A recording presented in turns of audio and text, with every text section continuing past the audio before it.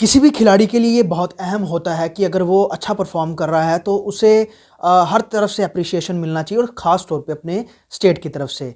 और जब स्टेट आपको अवार्ड देती है तो खिलाड़ी का मनोबल भी बढ़ता है और वो आगे कई लोगों को इंस्पायर भी करता है उस पर्टिकुलर गेम में आने के लिए। ऐसे ही एक खिलाड़ी मेरे साथ है वंश महाजन, जो कि फेंसिंग के प्लेयर हैं और इन्हें अभी हाल ही में शेर कश्मीर स्पोर्ट्स अवार्ड है वो दिया गया है Jammu and Kashmir sports council द्वारा। वन सबसे पहले स्वागत है और आपको मैं कॉन्ग्रेचुलेशन भी देता हूँ कि शेर कश्मीर स्पोर्ट्स अवार्ड आपको मिला है। Thank you so much.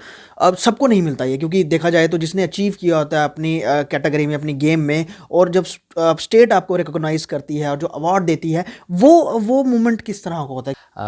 देखो, ये चीज़ मिलने पे इंसान बहुत खुश होता है। एंड जब मुझे पता लगा कि I am getting the award, तो मेरा वो खुशी and with that exposure I was like so happy and in that moment. And वो काफ़ी प्राउड मोमेंट था मेरे लिए।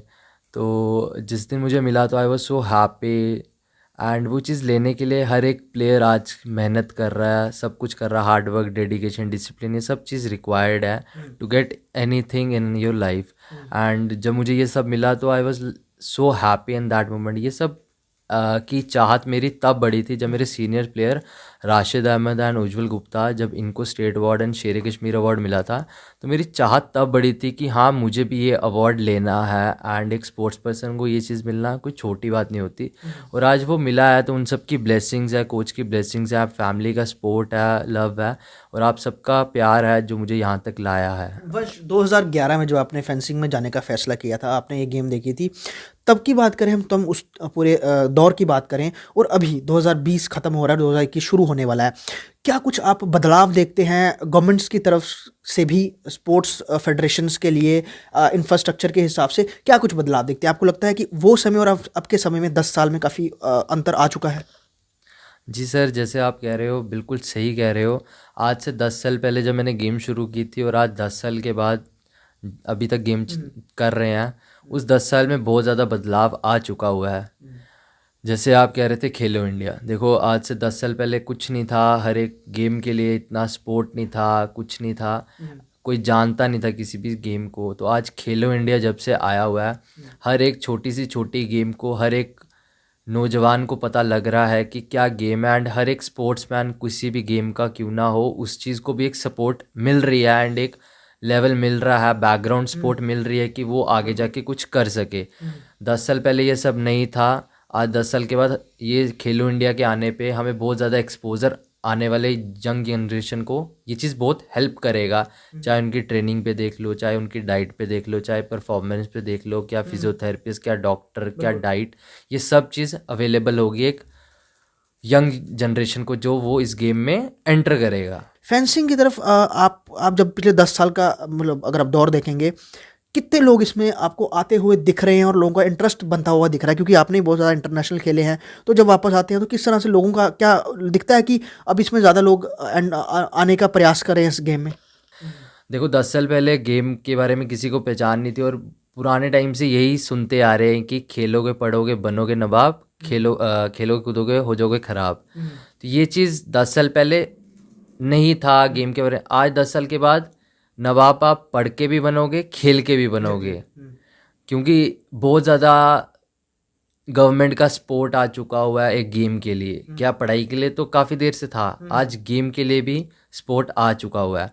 तो इसीलिए पेरेंट्स का मानना हो चुका है कि अब अपने बच्चों को वो भेज रहे हैं गेम के लिए, हर एक कोई भी लाइन में भेज रहे हैं। हाँ, बट ये बात सही है कि फेंसिंग जैसी कुछ गेम्स हैं और भी कुछ गेम्स हैं जिसका इतना एक्सपोजर नहीं है, किसी को अवेयरनेस नहीं है इस गेम के बारे में। तो इस चीज़ के बारे में आप बिल्कुल सही कह रहे हो कि अवेयरनेस नहीं है, लोग आ नहीं रहे। आने का यही दिक्कत है कि लोगों को पता नहीं है इस गेम के बारे में। जब तक किसी को पता नहीं लगेगा कोई कैसे आएगा। तो जो लोग नया, किसी को अगर आप किसी को अपने बच्चे को इस गेम में डालना है, चाहे वो लड़की है या फिर लड़का है, क्या शुरुआत किस तरह से रहती है? और अगर हम स्टार्टिंग की बात करें, एक पेरेंट को अपने बच्चों के लिए कितना उनको कितना पे कर खर्च करना पड़ सकता है उसकी इसकी पूरी किट के लिए, और किस तरह से उसकी पूरी स्टार्टिंग ट्रेनिंग शुरू हो सकती है? सर, ये तो पेरेंट्स तो आजकल हर एक किसी में, हर एक स्टूडेंट को किसी भी लाइन में हो, चाहे पढ़ाई हो खेल हो, वो तो सपोर्ट करते ही करते हैं। बट ये एक प्लेयर एक स्टूडेंट में खुद होना चाहिए कि हाँ मुझे अगर वो चीज़ अगर मैं कर रहा हूँ दिल से होनी चाहिए, डेडिकेशन होनी चाहिए, डिसिप्लिन लाइक, और ये 3 Ds होने चाहिए एक इंसान में। जब तक वो नहीं होगा वो किसी चीज़ पे भी आप कुछ एफर्ट्स भी दे दो वो खुद कुछ करेगा नहीं, तो वो लाइफ में खुद हासिल नहीं कर पाएगा। रही बात ट्रेनिंग की, अगर कोई नया खिलाड़ी आ रहा है तो उसके लिए ट्रेनिंग प्रोग्राम्स अब अच्छे हो गए हैं, कोचेज़ आ चुके हैं, सही से ट्रेनिंग आ चुकी है, सब कुछ आ चुका है। खेलो इंडिया हमारे अब एगोशिएट हो चुका है हमारे स्टेट में भी, तो इस चीज़ से काफ़ी चीज़ अच्छी हो जाएगी। अब प्लेयर्स जो नए नए आएंगे जो अब पार्टिसिपेट करेंगे एंड ट्रेनिंग स्टार्ट करेंगे तो काफ़ी ज़्यादा उनको अच्छा एक्सपोजर हो जाएगा विदाउट एनी कोई हमें कोई टेंशन नहीं। अब बेफिक्र हो के अब पेरेंट्स हम अपने बच्चों को भेज मतलब हम ये सकते कह हैं। सकते हैं बड़ी कॉस्टली गेम तो नहीं है अगर किसी को जाना हो। क्या कई लोग इस वजह से भी हाथ पीछे खींच लेते हैं कि गेम बहुत कॉस्टली है, अगर हम इसको अपने बच्चों को इसमें डालते हैं तो उसकी क्योंकि पढ़ाई का खर्चा चल ही होता है, बाकी भी होता है, और अब इस गेम का एक्स्ट्रा उनको जो है उनको बजट सेट करना पड़ता है, तो बहुत ज़्यादा कॉस्टली गेम तो नहीं है। सर कॉस्टली गेम तो है, ये डाउट नहीं है कि ये गेम कॉस्टली नहीं है। इस चीज़ में कॉस्टली है, इक्विपमेंट्स होते हैं आपके, वेपन होते हैं, आपका मास्क होता है, आपकी जैकेट होती है, आपकी यूनिफॉर्म होता है, आपका गार्ड होते हैं, ये सब शूज़ होते हैं। तो ये चीज़ आपके लिए एक नेसेसरी, अगर ये चीज़ खेलनी है, अगर आपको कबड्डी खेलनी है जहाँ तो आपको वॉलीबॉल खेलना है, देखो हर एक गेम का अलग अलग स्पेसिफिकेशन है। मैं ये नहीं कह रहा कि वो सस्ती है। अब उसमें एक बॉल चाहिए और एक आपको निक्कर और टी शर्ट चाहिए, उसमें कोई गार्ड नहीं चाहिए, कोई कुछ नहीं चाहिए। तो कबड्डी खेलनी है आपको एक शूज़ होने चाहिए और आपको एक जर्सी होनी चाहिए।